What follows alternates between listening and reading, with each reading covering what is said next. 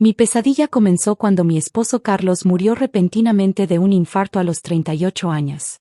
Llevábamos 10 años de matrimonio, teníamos una hija de 7 años llamada Sofía, y habíamos construido una vida modesta pero feliz. Yo era contadora en empresa mediana, Carlos manejaba taller mecánico propio que heredó de su padre. El taller era el orgullo de Carlos, 3 empleados, clientela leal, ubicación excelente en zona industrial. No generaba fortunas, pero proporcionaba ingreso estable. Cuando Carlos murió, asumí que el taller me pertenecía como su viuda y única heredera junto con nuestra hija. El hermano menor de Carlos, Fernando, tenía otros planes. Gabriela, necesitamos hablar sobre el taller, me dijo una semana después del funeral, apareciendo en mi casa sin avisar. Traía a un abogado con traje barato, el licenciado Ruiz. Fernando, todavía estoy de luto. ¿Puede esperar? Los negocios no esperan. El taller necesita administración inmediata o perderemos clientes. Se sentó en mi sala sin permiso. Carlos y yo teníamos acuerdo verbal. Él manejaba operaciones diarias, pero yo era socio silencioso. Invertí dinero hace años. El taller me pertenece tanto como a ti. ¿Qué? Carlos nunca mencionó ningún acuerdo contigo. Porque fue informal entre hermanos. No todo necesita papeles oficiales. Fernando extrajo documentos arrugados. Pero tengo estos recibos de transferencias que hice hace 5 años. 80,000 pesos que presté a Carlos para expandir el negocio. Eso me da 50% de propiedad. Fernando, esos fueron préstamos familiares, no inversión de socio. En la corte, dinero es dinero. Y yo tengo comprobantes de transferencia. Sonrió con crueldad que nunca había visto antes. Además, una simple contadora de oficina no sabe cómo manejar taller mecánico. Necesitas vendérmelo o aceptar que lo administre yo. Carlos me dejó el taller a mí y a Sofía. Carlos no dejó testamento. Sin testamento legal, la ley dice que hermanos tienen derecho sobre negocios familiares, especialmente si hay evidencia de inversión. El abogado habló por primera vez. Señora Gabriela, mi cliente tiene caso sólido. Le sugiero negociar venta o copropiedad ahora, antes de ir a corte. ¿Copropiedad? Fernando, tú trabajas en bodega de supermercado. No sabes nada de mecánica. Aprenderé. O contrataré administrador. El punto es que ese taller vale 800,000 pesos fácilmente. No voy a dejarte quedarte con toda esa herencia mientras yo no tengo nada. Su voz se volvió venenosa. Carlos siempre fue el favorito. El hijo que heredó el negocio de papá mientras yo recibí nada. Ahora es mi turno de recibir lo que merezco. Los siguientes meses fueron pesadilla legal. Fernando presentó demanda reclamando 50% de propiedad del taller basándose en sus inversiones, y acuerdo verbal de sociedad con Carlos. Contraté abogado con mis ahorros limitados. El licenciado Herrera revisó el caso con expresión preocupada. Señora Gabriela, su cuñado tiene evidencia de transferencias bancarias. Sin testamento formal de su esposo y sin documentos corporativos claros sobre estructura de propiedad del taller, esto será difícil. Pero esas transferencias fueron préstamos familiares. Carlos me lo dijo en su momento. Fernando necesitaba dinero para emergencia familiar y Carlos le ayudó. Tiene evidencia de que fueron préstamos y no inversiones. Teníamos, mensajes de texto. Pero estaban en el teléfono viejo de Carlos que reciclé después de su muerte. Entonces es su palabra contra la de Fernando. Y él tiene papeles, aunque sean solo recibos de transferencia. Cerró carpeta con suspiro. Señora, le sugiero considerar acuerdo. Ofrezca comprar su participación por cantidad razonable o acepte vender el taller y dividir ganancias. No voy a regalarle el negocio que Carlos construyó. Es la herencia de Sofía. Mientras preparábamos el caso, Fernando intensificó su campaña.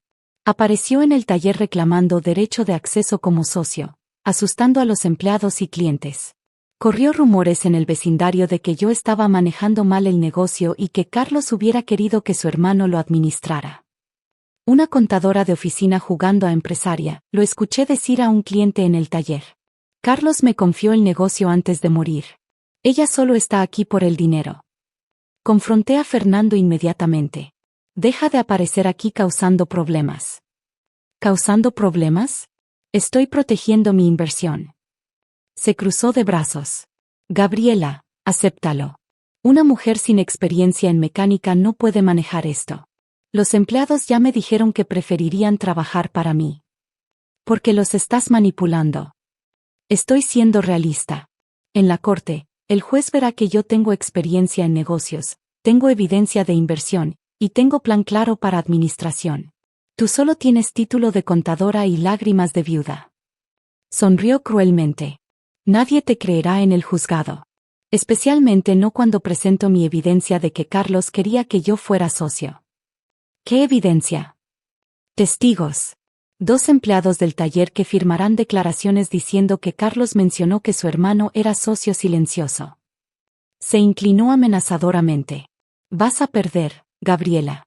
Acepta mi oferta, 200,000 pesos por tu parte y te vas. O voy a corte y te quito todo.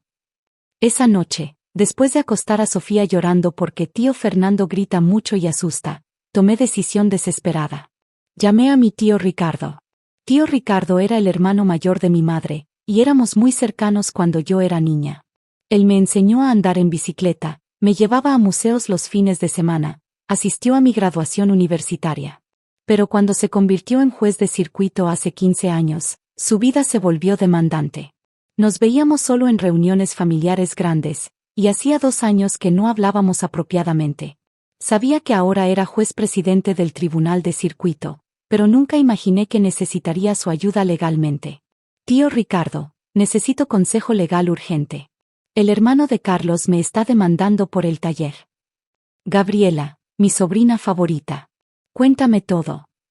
Durante hora y media, le expliqué cada detalle. Las transferencias que Fernando decía eran inversiones, las amenazas constantes, los testigos que planeaba presentar, el acoso en el taller, las mentiras sobre acuerdo verbal con Carlos. El silencio después fue largo y pesado. Gabriela, tío Ricardo finalmente dijo, su voz era mezcla de preocupación y enojo, lo que describes es fraude procesal y extorsión. Tu cuñado está fabricando evidencia de sociedad que nunca existió. Pero tiene recibos de transferencia. Transferencias no prueban sociedad comercial. Podrían ser préstamos, regalos, cualquier cosa. Sin contrato formal de sociedad, sin documentos corporativos, sin declaraciones de impuestos mostrando estructura de sociedad, sus reclamos son especulativos en el mejor caso, fraudulentos en el peor. Mi abogado dice que sin evidencia contradictoria, será difícil ganar. Tu abogado suena como alguien que no quiere trabajar mucho. Tío Ricardo hizo pausa. Gabriela, ¿cuándo es la audiencia? En 3 días. Audiencia preliminar en juzgado civil. ¿Qué juzgado exactamente? Juzgado quinto de lo civil. Otro silencio. Ese juzgado está bajo mi circuito. Pero no te preocupes por conflicto de intereses. No presidiré tu caso personalmente, obviamente. Sin embargo, puedo asegurarme que el juez asignado sea alguien que reconozca fraude cuando lo ve. Tío, no quiero que uses tu posición. No voy a usar mi posición inapropiadamente. Pero voy a asegurarme que tu caso reciba atención justa. Su voz se endureció. Y si tu cuñado está realmente fabricando evidencia y testigos, eso es crimen. Los criminales no merecen protección del sistema que están abusando. 3 días después, llegué al juzgado con el licenciado Herrera. Mi estómago estaba en nudos. Fernando ya estaba ahí con el licenciado Ruiz y 2 hombres que reconocí como empleados del taller, Roberto y Luis, quienes claramente habían sido presionados o pagados para testificar a favor de Fernando. Gabriela, Fernando me saludó con sonrisa falsa. Última oportunidad. 150,000 pesos y te vas sin pelea. No voy a ningún lado. Entonces prepárate para humillación pública. Estos testigos, señaló a Roberto y Luis, van a confirmar que Carlos me prometió sociedad. El juez verá que no tienes caso. Se inclinó cerca y susurró, nadie te creerá en el juzgado. Una contadora viuda sin experiencia en negocios versus hermano del difunto con evidencia documentada. Ya sé cómo termina esto. Entramos a la sala de audiencias. El juez no había llegado todavía. Fernando revisaba sus documentos con confianza arrogante. El licenciado Ruiz sonreía como si el caso ya estuviera ganado. Procedimiento es simple, Ruiz me dijo condescendientemente. Presentaremos evidencia de inversión y testimonio de testigos. El juez ordenará evaluación de activos y probablemente división pendiente de juicio completo. Para entonces, habrás gastado todo tu dinero en abogados y estarás lista para negociar. La puerta lateral se abrió. Mi tío Ricardo entró con toga judicial, y mi corazón se detuvo. ¿Qué estaba haciendo aquí? Dijo que no presidiría mi caso. Detrás de él entró otra jueza, la jueza Martínez. Tío Ricardo se dirigió al estrado temporalmente mientras explicaba. Buenos días. Soy el juez presidente Ricardo Moreno. La jueza Martínez presidirá esta audiencia, pero dada la complejidad potencial del caso y reportes de posible fraude procesal, estaré presente como observador supervisorio. Fernando palideció ligeramente pero recuperó compostura. Claramente no sabía quién era tío Ricardo en relación a mí. La jueza Martínez se sentó. Caso número 4782, Velázquez contra Ramírez. Disputa sobre propiedad comercial. El licenciado Ruiz se levantó confiadamente. Su señoría, represento a Fernando Velázquez, hermano del difunto Carlos Velázquez. Mi cliente reclama 50% de propiedad de Taller Mecánico Velázquez basándose en inversión documentada de 80,000 pesos y acuerdo verbal de sociedad con su hermano. Presentó los recibos de transferencia con flourish dramático. Aquí están las transferencias bancarias probando la inversión de mi cliente. Además, tenemos testigos que confirmarán el acuerdo verbal de sociedad. Testigos. La jueza Martínez revisó documentos. ¿Quiénes son? Roberto Méndez y Luis Torres, empleados de largo tiempo del taller que trabajaron directamente con Carlos Velázquez. Ellos testificarán que Carlos mencionó múltiples veces que su hermano Fernando era socio en el negocio. Roberto y Luis se pusieron de pie nerviosamente. Mi tío Ricardo los observaba con expresión inescrutable. La jueza Martínez les pidió acercarse. Señor Méndez, ¿es verdad que Carlos Velázquez mencionó que su hermano era socio? Roberto tartamudeó, mirando nerviosamente a Fernando. Sí, su señoría. Carlos dijo que Fernando era socio silencioso. ¿Cuándo dijo esto? Hace como 2 años. Tal vez 3. ¿Puede ser más específico? No recuerdo fecha exacta, pero lo dijo. Mi tío Ricardo se inclinó hacia adelante. Señor Méndez, ¿cuánto le pagó el señor Fernando Velázquez por este testimonio? Roberto se puso rojo. Nadie me pagó nada. Entonces, ¿por qué tiene depósito de 15,000 pesos en su cuenta bancaria hace 2 días? Depósito hecho por Fernando Velázquez. Tío Ricardo levantó documento. Tenemos sus registros bancarios aquí. El shock en la sala fue absoluto. Fernando se puso de pie bruscamente. Eso fue préstamo personal. No tiene nada que ver con este caso. Un préstamo conveniente 2 días antes de audiencia donde necesitaba testigos. Tío Ricardo se volvió a Luis. Señor Torres, ¿también recibió dinero? Luis estaba temblando.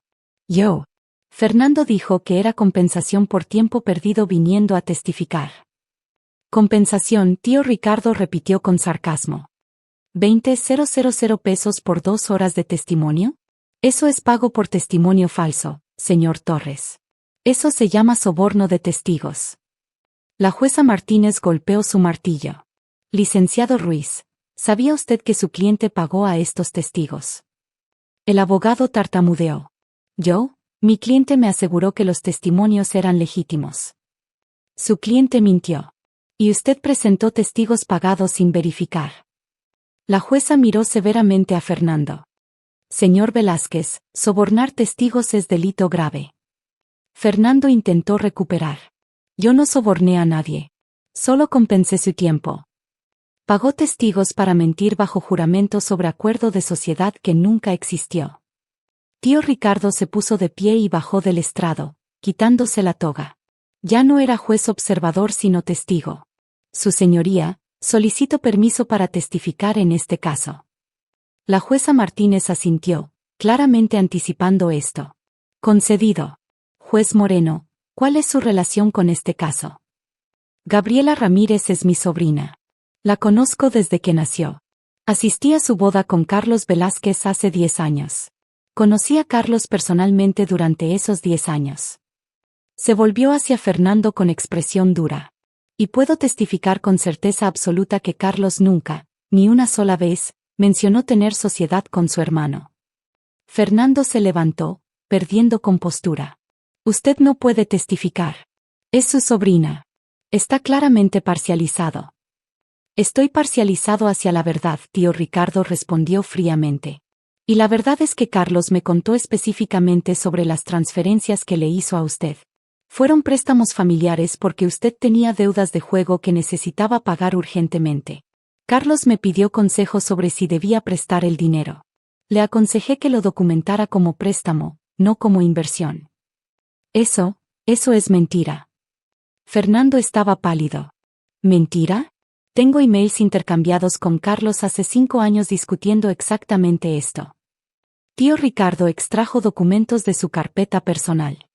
Carlos escribió textualmente: mi hermano tiene deudas de casino. Necesita 80,000 pesos. No quiero darle sociedad en el taller, pero soy su hermano. ¿Qué hago? Le respondí: préstale el dinero si quieres ayudarlo, pero documéntalo como préstamo con términos claros. No lo hagas socio de tu negocio. El silencio en la sala era absoluto. Fernando se desplomó en su silla. Tío Ricardo continuó implacable. Carlos nunca quiso que su hermano fuera socio. Me lo dijo directamente múltiples veces. Le preocupaba que Fernando no fuera responsable financieramente, que tuviera problemas de juego, que solo estuviera interesado en dinero rápido. Se volvió hacia la jueza Martínez. Puedo proporcionar estos emails.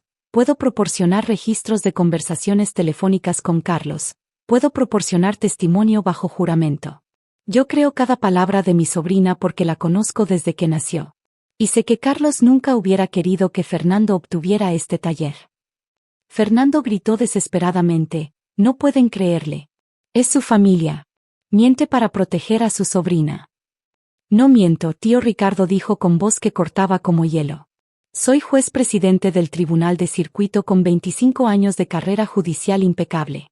Mi reputación está construida sobre integridad. No voy a destruirla mintiendo bajo juramento por nadie, ni siquiera por mi sobrina favorita. Pero lo que no voy a hacer es quedarme callado mientras un estafador intenta robar el negocio que mi sobrino político construyó con años de trabajo duro.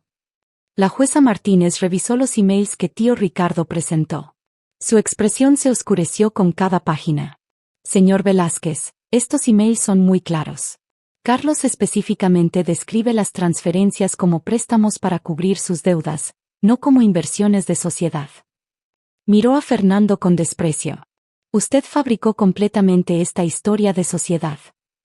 Además, tío Ricardo añadió, si realmente fuera socio, ¿dónde están los documentos corporativos?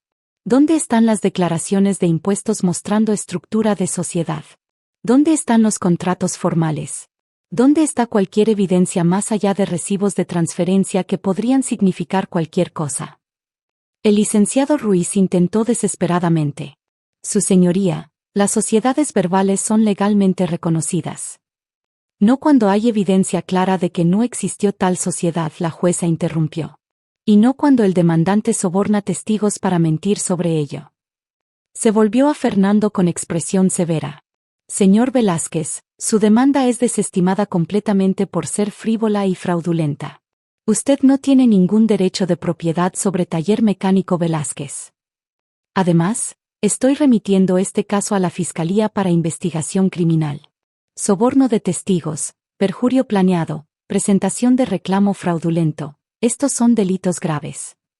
Y señor Velázquez, su declaración falsa se volvió perjurio en el momento que presentó demanda basándose en información que sabía era mentira. Fernando se desmoronó llorando. Solo quería lo que me correspondía. Carlos siempre fue el favorito. Carlos trabajó duro por su negocio, tío Ricardo dijo sin simpatía. Usted jugó sus ahorros en casinos y luego intentó robar el legado de su hermano cuando murió. Eso no es buscar lo que corresponde. Eso es ser parásito oportunista. La jueza Martínez golpeó el martillo. Caso cerrado.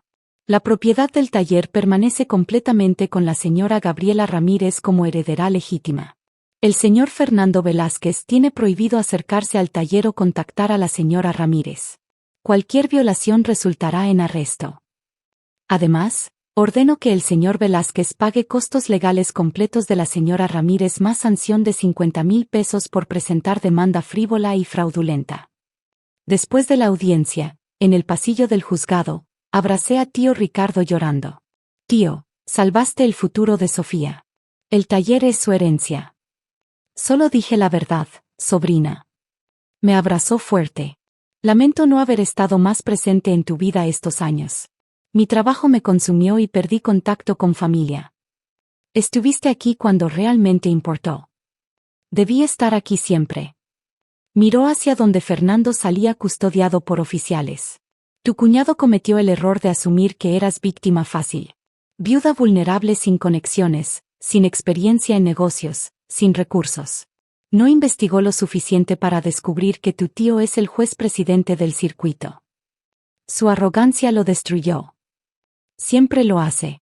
Los estafadores subestiman a sus víctimas constantemente. Los siguientes meses, Fernando enfrentó cargos criminales por intento de soborno de testigos. Aceptó acuerdo declarándose culpable a cambio de libertad condicional y multas. La condición: prohibición permanente de reclamar cualquier interés en el taller o acercarse a mí o Sofía.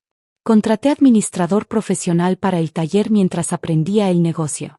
Los 3 empleados leales, no Roberto y Luis, quienes fueron despedidos, me enseñaron todo lo que necesitaba saber.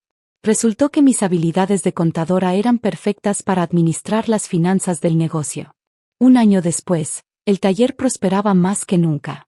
Expandí a 4 empleados, actualicé equipos, y aumenté clientela 30%.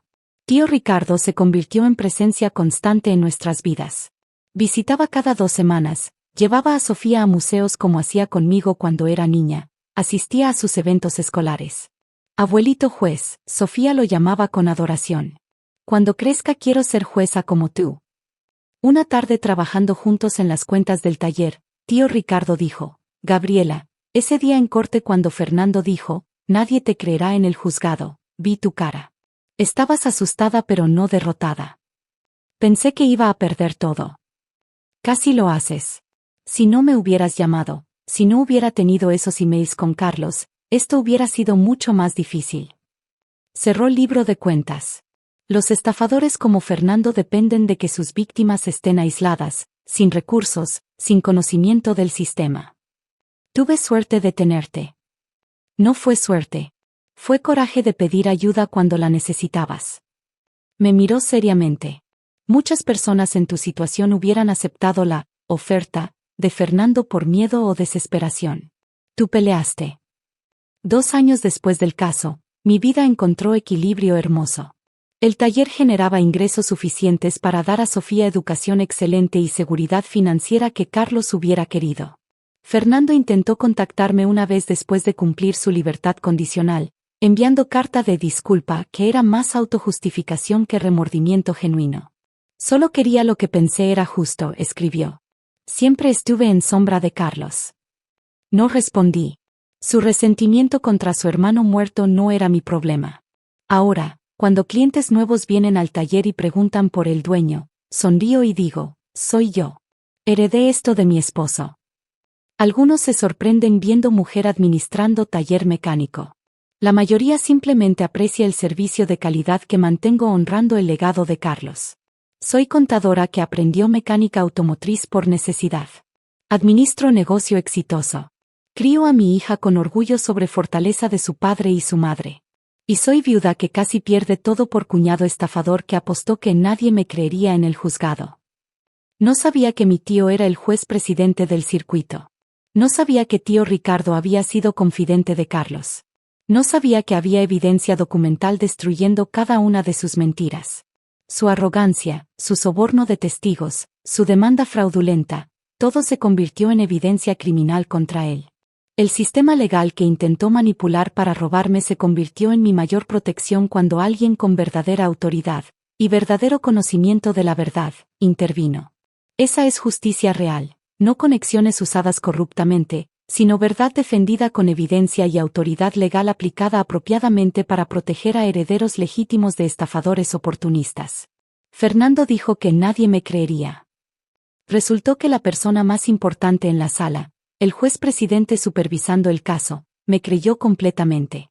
Porque me conocía desde que nací. Porque conocía a Carlos. Porque tenía la verdad documentada. Y ahora enseño a Sofía la lección más importante. La verdad siempre importa, documentar todo es crucial, y nunca tener miedo de pedir ayuda cuando la justicia está de tu lado. Porque nunca sabes, tal vez tu tío es el juez presidente del circuito.